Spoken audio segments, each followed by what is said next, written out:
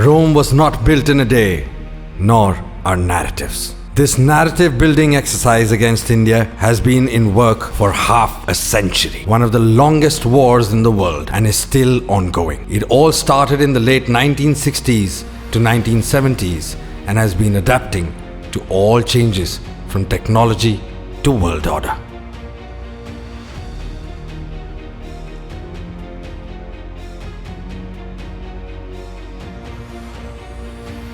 While the year 1971 is the most momentous year in Indian subcontinent after 1947, it was the 1965 that sowed the seeds of the events that shaped and continue to shape the destiny of South Asia. Pakistani defeat in 1965 made Pakistani establishment realize that conventional war was no more an option with India, and they started looking for alternatives. While the domestic polity of Pakistan took the center stage, preparations had already started for what would come to define Pak establishment's most ambitious operation against India, and so far most successful.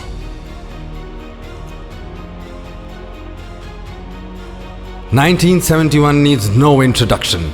Till about 1970, Pakistan leaders were probably still trying to exist as a normal country, debating between the Sharia-based radical Islamic nation or a moderate modern Islamic nation. However, the formation of Bangladesh put an end to the idea of a normal country. The Pak establishment decided to convert the entire nation into a weapon with the sole objective of dismembering India.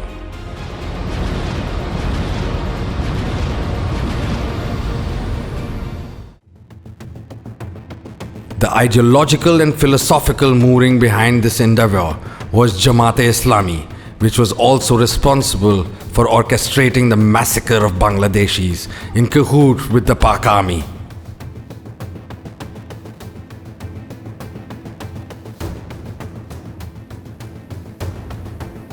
While General Zia-ul Haq is rightly credited for institutionalizing radical Islam in Pakistan's body politic, the seeds were planted long back. Zia's policies only facilitated the symbiotic relationship between the army and Jamaat, the two pillars of Pakistan's democracy. Relationship between Pak army and Jamaat-e-Islami was not straightforward, at least in the beginning.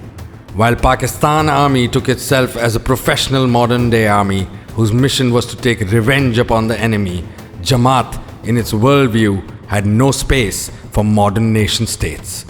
Jamaat was, from day one, focused on creating Darul Uloom. The modern states, including Pakistan, were merely instruments to achieve the final goal.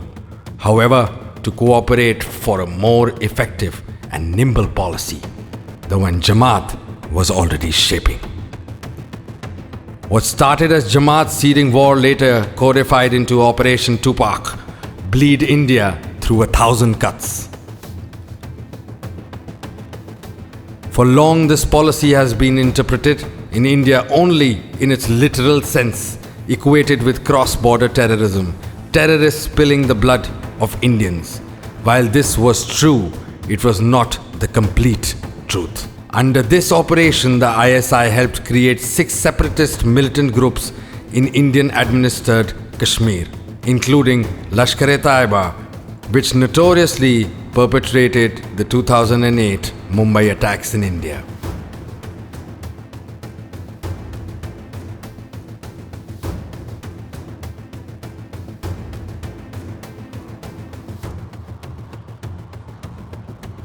But in parallel, a much bigger and a much sinister plot was in play, bleeding India through its fault lines. A country like India, which is one of the most diverse countries in the world, with thousands of years of running history, is bound to have endured several fault lines through the ages. To bleed India, it would be more effective to deepen the fault lines. What if Indians are made to fight Indians? With this motive, the operation started taking shape. The other objectives of Operation Tupac included to provide arms, support and finance to separatists, militants and Islamists in India, to utilize the spy network to act as an instrument of sabotage, to exploit porous borders with Nepal and Bangladesh, Myanmar to set up bases and train anti-India militants to conduct operations against India, to install sleeper cells in India and its neighbour countries.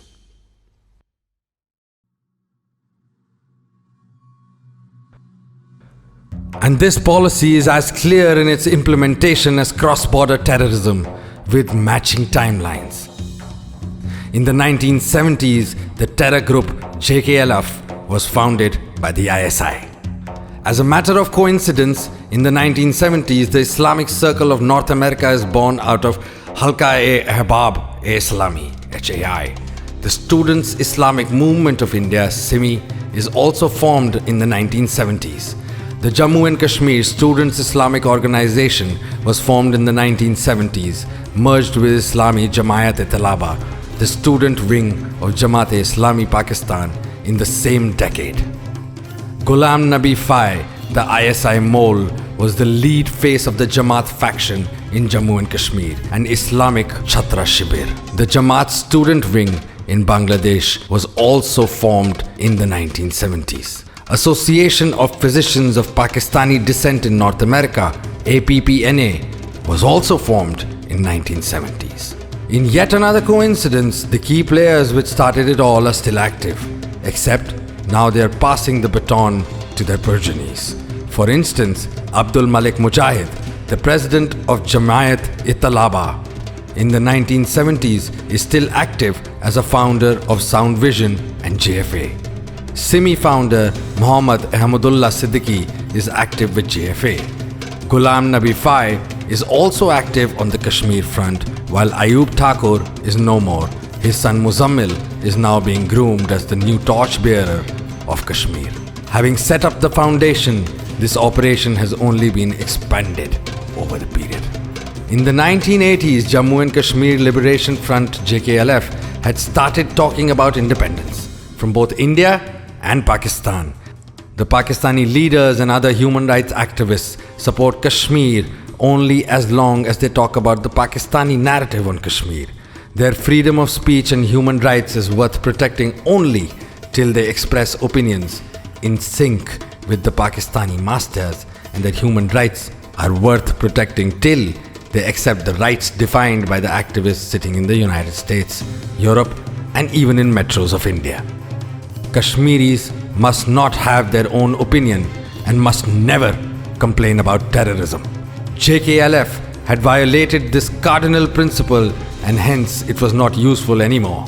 Pak establishment needed another front, and Lashkar-e-Taiba and Hizbul Mujahideen were formed in the late 1980s. And in yet another surprising coincidence, a spate of the organizations were founded all over the place. The Sound Vision, the parent body of JFA, was founded by the Jamaat Front ICNA in 1988. The Message International magazine was also founded in 1989, and the World Kashmir Freedom Movement and Kashmir American Council were founded in 1990 by the ISI payrolls Muhammad Ayub Thakur and Ghulam Nabi Fai, respectively. And Hizbul Mujahideen was formed in 1989. But this time, the Jamaat-ISI nexus has opened its wings. The US collaboration with Pakistan in the wake of Afghan war gave Pak authorities a friendly access to the US. So a number of prominent members from the Jamaat stable of Indian subcontinent moved their bases abroad, and new fronts were being created in the US and UK. The key people behind them remained same. Individuals with Jamaat background and Pak establishments backing. The internet was becoming more and more commonplace, and suddenly it provided a reach and networking that was impossible to even envisage. The social media explosion subsequently gave an altogether new meaning to the information warfare. The front that so far were restricted to lobbying and cultivating select individuals now found an open way to spot useful talents. The government of India cancelled the registration of 18,868 NGOs between 2011 and 2017 for the violation of various provisions of the Foreign Contribution and Regulation Act 2010 and Foreign Contribution Regulation Rules 2011. the government also tightened FCRA rules. Coincidentally, the foreign funding that non-profits in India received 2016-17 fell by rupees 11,274 crore from rupees 17,773 crore in 2015-16 to rupees 6,499 crores. In 2016, Pakistan's Senate published a report which, among other things, envisages engaging global lobbying groups and reactivating all lobbying firms to change the global narrative of Kashmir against India. As a result, a plethora of organizations of Kashmir in the US and UK started mushrooming between 2016 and 19. The White Revolution. Although most of the rest of the world was witnessing color revolutions, South Asia had a sudden explosion of white experts. Have a look. Audrey Truschk, who published her book on Aurangzeb in late 2015 and started talking about India, Hindutva, Kashmir since. She later would dismantle Hindutva. C.J. Werleman, an anti-Muslim bigot, gets a change of heart and becomes an anti-Islamophobia crusader in 2016. Daniel Khan, another nowhere expert, appears on the horizon of Kashmir, again in 2016. Cynthia De Ricci, the white ambassador of Pakistan, appears suddenly on the scene in 2016. Haley Duskinsky. She is an associate professor of anthropology at Ohio University and one of the several white faces to have popped up as expert on India, especially on Kashmir. Andrew Korbyukko, a Russian expert, starts writing articles critical of India in Global Village Space and other Pak establishment front media. Helene Seert, a Sweden-born human rights activist and freelance political analyst, also started speaking on Free Kashmir in 2016 and 17. In the annals of coincidences, this would be the most white coincidence. Oh wait, the coincidences aren't over yet. Muzammil Thakur revives his father's Justice Foundation Kashmir Institute of International Affairs in 2016. Equality Labs is set up in 2016, and the Polis Project, yet another front that talks about Hindutva, was also set up in 2016. All of these have only one concern: the human rights situation in India. Another round of flurry takes place in 2019 after the removal of Article 370, but this time all the fronts are on the Kashmir issue, all associated with Jamaat-e-Islami, including Americans for Kashmir, Stand with Kashmir, Friends of Kashmir, and Free Kashmir. More and more fronts in different names kept appearing, changing names with changing times. The Iman Net becomes Save India. The coalition against communalism morphed into Hindus for Human Rights as secular facade of Jamaat, also formed in 2019. With passing time, the number of organizations kept increasing, but two things remain constant: the people and the agenda. People all connecting to the same core, Jamaat. The agenda: bleed India. How is a country like Pakistan, neck deep in debt and struggling to stay afloat, run such vast information warfare against India and is capable of roping in so many vulture activists? सबसे बड़ा problem यह है कि हमारे पास इतना पैसा नहीं है अपने मुल्क को चलाने के लिए, और जिसकी वजह से मैं कर्जे ले रहा हूं। आज हमारे हालात ये हैं कि हम जो कर्जों के ऊपर हम सूद दे रहे हैं, उस सूद को देने के लिए हमें कर्जे लेने पड़ते हैं। ये पिछले एक साल में हर महीने हमें $2 अरब का कर्जा लेना पड़ रहा है। The answer is the Pak establishment has learnt the art of self-sustainability as far as offense tools are concerned. It has helped itself into illegal narcotics trade in Afghanistan to sustain the Taliban project. It has likewise found another tool to sustain its information warfare, learned from the West Asian cousin Muslim Brotherhood running conflict industry. The adoption of human rights as a foreign policy tool started by the West soon gave birth to a new industry, the conflict industry. As the concerns about human rights in a country became yet another stick, it became useful to cultivate well-entrenched human rights activists to cry a river, which could then be used by foreign powers to browbeat a country. This created an environment where a new breed of professional activists started mushrooming. In the beginning, the industry was run mostly with the help of foreign state actors who were invested in prolonging a conflict in another country or exploiting a fault line. While this was sustainable, it had certain limitations. For one, there was a limit to how much a state was willing to invest. Secondly, the number of activists for hire was limited for any cause. However, the arrival of the internet and especially the onset of social media and online fund collection exploded the market. Compared to earlier, fund collection in name of zakat, religious donations, or for other reasons was resource intensive and inefficient. With arrival of online donations, it was possible to collect money for anyone from anywhere. हमने मदद की है, उसे genocide declare किया गया। Uyghur मुसलमानों का genocide declare किया गया। अब ये हिंदुस्तान के अंदर जेनोसाइड करने जा रहे हैं। चलिए उन्हें रोकने की कोशिश करें। बराए करम आज ही अपना हिस्सा दीजिए जस्टिस फॉर ऑल के लिए। अस्सलामु अलैकुम रहमतुल्लाह। The technical evolution also exploded the market for activists. Now, anyone with good followers on social media was a potential celebrity who could command a premium on their popularity. Some chose online journalism, some chose to become academician, and yet others to become experts. But all of them also became activists as a side gig. It was the monetization of activism.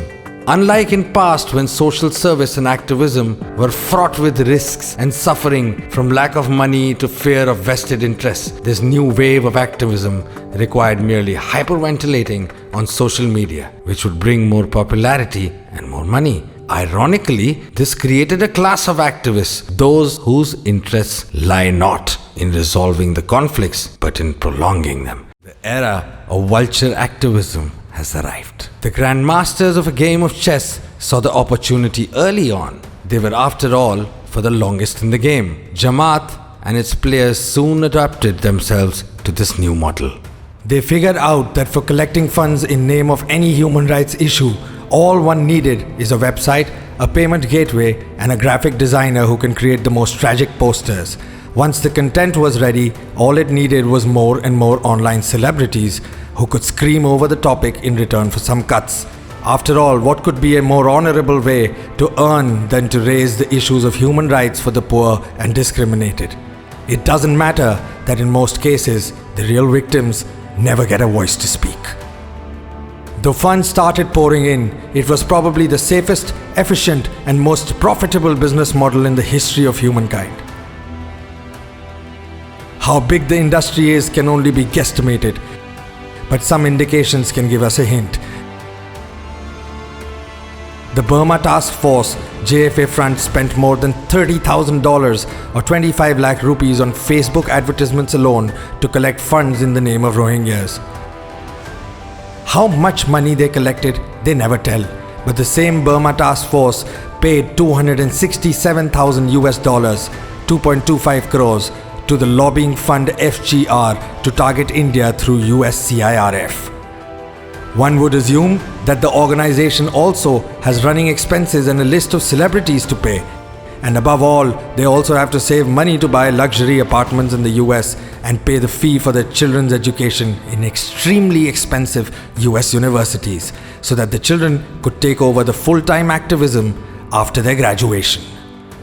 The fund collection has become such a lucrative business that the Muslim Brotherhood Jamaat coalition decided to launch their own fund collection platform in the form of Launch Good, which gives space to the NGOs who don't provide any transparency in their objective, collaborating patterns, organizer details, etc. Launch Good was founded in 2013 by Chris Abdul Rahman Blowelt, He was born Christian, converted to Islam at the age of 16. Blauvelt has been associated with the Islamic Society of North America, ISNA, the MB Front in the US. The Launch Good co-founder Amani Kilavi has also been associated with this MB Front. One look at the Launch Good Fund collection will give some hint of how much money is being collected. There are 68 fund collections being run at present in the name of Kashmir alone, in the name of helping Kashmiri orphans, in the name of feeding the poor, in the name of helping widows. Total fund collection in the name of Kashmir is £139,534, which is 1,38,13,866 rupees, and $300,619, which is another 2,28,47,044 rupees. That sums to a total of 3,66,60,910 rupees. This is one set of fund collection on the name of Kashmir. There are parallel fund collections from Palestine to COVID, to minorities in India, to Rohingyas, and so forth. Please note, this is only the present status of fund collection. Thousands of similar collection campaigns have been run in the past, and not surprisingly, Launch Good doesn't provide any details about the past collections. Also note that this is just one fund collection platform. The same vulture fronts collect funds on GoFundMe, etc. Apart from that, they also run social media ads, Facebook and Instagram to collect funds directly through their websites. The easy access to money and the freedom to collect funds in any name from any place gave birth to naked greed that was never seen before. These vulture NGOs did not spare even the most serious human tragedy. On the contrary, the bigger the tragedy, the more fund could be collected. And there are not one or two, but numerous such scams going on. For example, at the peak of the COVID crisis in India, another front affiliated with the Jamaat, known as the Islamic Medical Association of North America, IMANA, had started fund collection in the name of helping India, even though this organization had no on-ground base in India, nor any tie-up with India-based NGOs. IMANA kept posting pictures of medical supplies to be delivered to India till the last moment. IMANA director Dr. Ismail Meher, days after the fund collection started, claimed that IMANA was receiving $100,000 per hour. IMANA never disclosed how much funds it collected, but a rough estimate from its social media and other collections gave a most conservative estimate of INR 30 crores to 158 crores. Once our report exposed IMANA's fraud, IMANA posted a picture of medical supply which travelled from Delhi to Bangalore St. Teresa's Hospital, and even then, a fraction of what the fund was collected. No sooner the COVID fund collection was over, IMANA launched a fund collection for Palestine, and within 2 days claimed to have delivered $2 million of help in Palestine.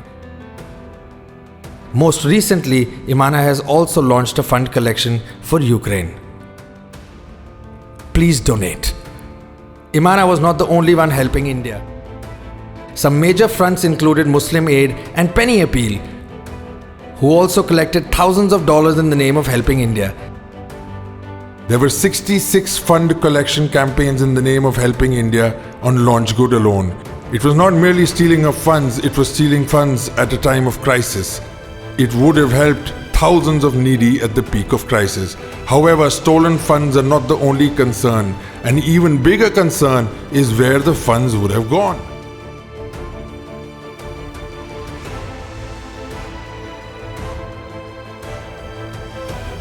As noted, these are all Jamaat-affiliated fronts, directly linked with the Pakistan establishment and some even linked with terror groups. IMANA's Director of Operations Zaid Mahmood is a retired Pakistani naval officer. Moreover, IMANA has been working closely with the Khidmat Foundation, the charity wing of Jamaat-e-Islami.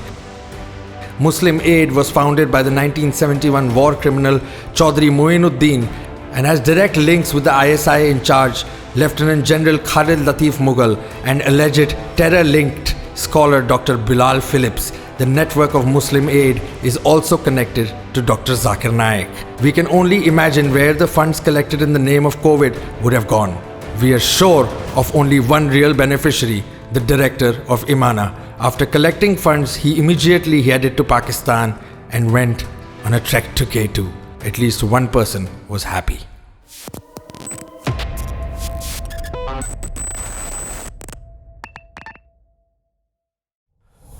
The Pak-affiliated fronts not only target India's image but also target India's interests in the long term. This is achieved in two ways: by lobbying with US European politicians who could push Pakistani state interests, at the same time can mouth Pakistani narratives on Kashmir and keep parroting narratives hurting India's ever-fluid fault lines. The same lobby invariably targets each and every US-EU politician who might have a favorable view of India. The politicians which face the maximum onslaught, however, are politicians of Indian origin in the US.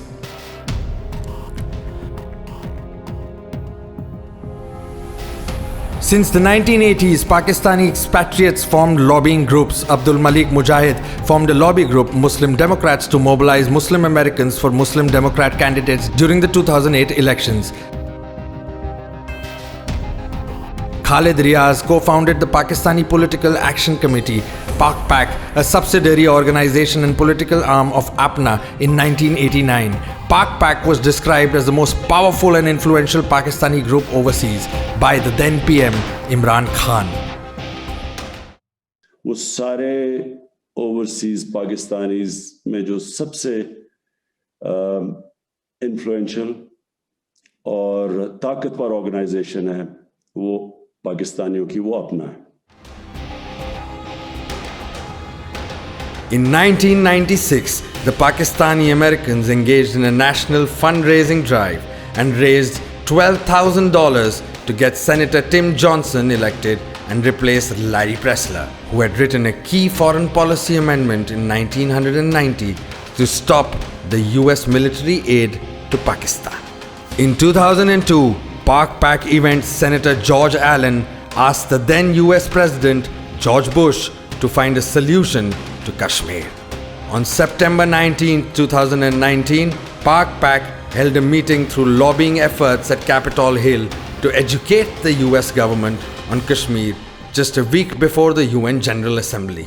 In 2019 and 20, Pak raised US dollars $351,753, and with that money they spent $330,740 on lobbying activities. In 2020 alone, they lobbied the US politicians, both Democrats and Republicans, such as Jim Banks, Sheila Jackson Lee, and Ilhan Omar. On August 5th, 2020, Friends of Kashmir organized a webinar on Kashmir and invited Pakistani and US politicians to the online event. Other guests included rape convict Nazir Ahmad and Abdul Hamid Lone of Hurriyat Conference. In addition, Pakistan employed at least 7 US lobby firms since 2019 after the Indian government scrapped Article 370 in Jammu and Kashmir. This explains the sudden global noise on the human rights situation in Kashmir. Some of these lobby groups included Holland and Knight, BLJ Worldwide, Fenton Communication, Pakistan's Payroll, Kareen Joda Fishers, Chinar Consulting, and Kashmir Action Network. These lobbying groups were hired to lobby against India and in Pakistan's interests in the US. You may like to refer to our reports on conflict industry and JFA for more details about other lobbying efforts and also about the West politicians who have been vocal on Indian issues. A key effort by Pak establishment, Jamaat fronts, is to prevent any pro-Indian politician, especially Indian origin politician, from getting elected and coming to power. How vicious and coordinated their hate campaigns are was witnessed against Tulsi Gabbard by Pak-sponsored fronts should be an eye-opener. Her campaign was targeted by OFMI, IAMC, founded by Sheikh Ubaid, Sadhana, founded by Sunita Vishwanath, and Sikh Information Campaign, founded by Balbir Singh Dhillon. These were not merely in principle protests. The OFMI paid Facebook ads against Gabbard in Hawaii, her home base. OFMI ran not one but 3 campaigns in 2018. Subsequently, Peter Frederick ran 2 Facebook campaigns against her in March 2019. IAMC and Peter Frederick have also launched campaigns against other Indian origin politicians. Most recently, US diplomat Atul Keshup, who was appointed head of the US-India Business Council in 2022, was attacked by Peter Frederick, duly supported by IAMC. The network also targeted other Indian origin US politicians in the US such as Preston Kulkarni, Amit Jani, Sonal Shah, Padma Kopa and Raja Krishnamurthy. Preston Kulkarni was appointed as the new Chief of External Affairs of AmeriCorps under the Biden administration, and immediately a smear campaign against Kulkarni was launched. Similarly, the front targeted Sonal Shah and Amit Jani. The campaign was coordinated by JFA along with 18 other fronts including IAMC, Audrey Trush Students Against Hindutva Ideology, HFHR and South Asian Americans leading together. As a result, both politicians were left out of the newly formed Biden administration in January 2021. One may wonder how much impact these campaigns might have over a lot of individual candidates, but the objective here is not merely defeating the candidate, but creating a fear psychosis amongst others' minds that any explicit stand on India may cost them their political career. By enabling pro-Pakistan politicians through lobbying on one hand, and by creating controversy over any potential pro-India politician on the other hand, the Pak Jamaat front would have a monopoly on narrative setting, not only in media space, but even in decision-making circles. The 50-year-old campaign is entering the final stage. Having successfully created narratives of Islamophobia, Hindutva, fascism, and now genocide, the protagonist of this game would launch their final weapons: the boycott, divestment, and sanctions movement. The multifaceted strategy targeting India's soft power, denting India's image, targeting Indian origin politicians, engaging lobbying firms for media engagement. The final stage is to hurt India's economy, and to achieve this objective, the most potent tool is the boycott, divestment, sanctions movement. Above all, it was a money-making enterprise. MB has created a global ecosystem based on the backbone of BDSM, where it collects millions of dollars in the name of Palestinians to sustain the vulture activists who fly business class, stay in 5 stars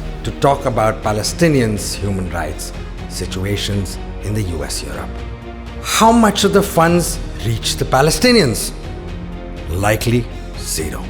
In a telling example, the rate of unemployment has consistently increased in Palestine with the rise in fund collection in the name of Palestinians. However, the Palestine story has peaked, and the vulture activism needs a new conflict industry. As we have shown in our previous reports, the Muslim Brotherhood, which has successfully tried the BDS campaign in the Palestinian conflict, has now decided to enter India. The first trial that was seen was in October 2021 when #boycott Indian products was run from the Muslim Brotherhood strongholds in West Asia. The key proponents behind the campaign were the nexus of Qatar, Turkey, Pakistan. With the assistance of Muslim Brotherhood, Indian products and companies were the targets of the boycott campaigns, while their alternative products and brands were being promoted by Pakistan.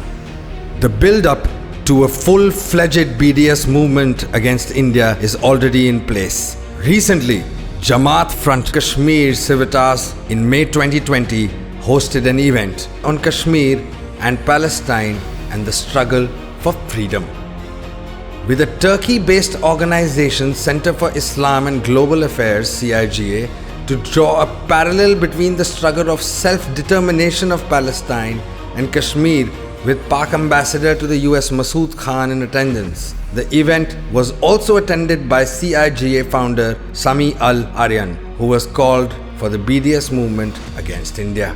Another conference on Kashmir was organized on June 29th and 30th in 2020 at Istanbul University, where the calls for BDSM against India were raised. The participants in the seminar included Federal Minister for Information and Broadcasting, Shibil Faraz, President of so-called Azad Jammu and Kashmir, Sardar Masood Khan, chairman of Pak-Turkey Friendship Group in the Turkish Parliament, Ali Sahin, Pak ambassador to Turkey.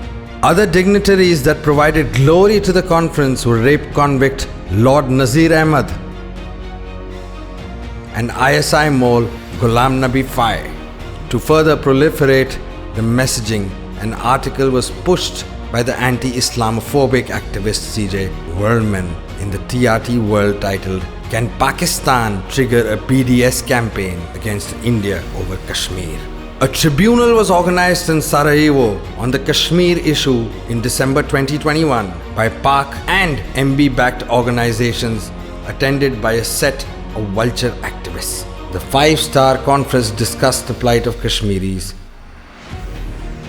Conveniently, another front associated with the Turkish Erdogan regime published a report about the impending genocide in Kashmir in January this year. And lo and behold, 3 months after the tribunal, the key organization behind the tribunal, KC, released a toolkit that called for BDSM things against India.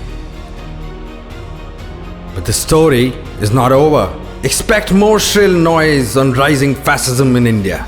It would be a unique fascist country where everyone can scream fascism every day in every media and all forms. Expect more individuals playing up the regional divisions, creating artificial conflicts between one region against another, one language against another, one caste against another, one religion against another. Narratives would feed on each other.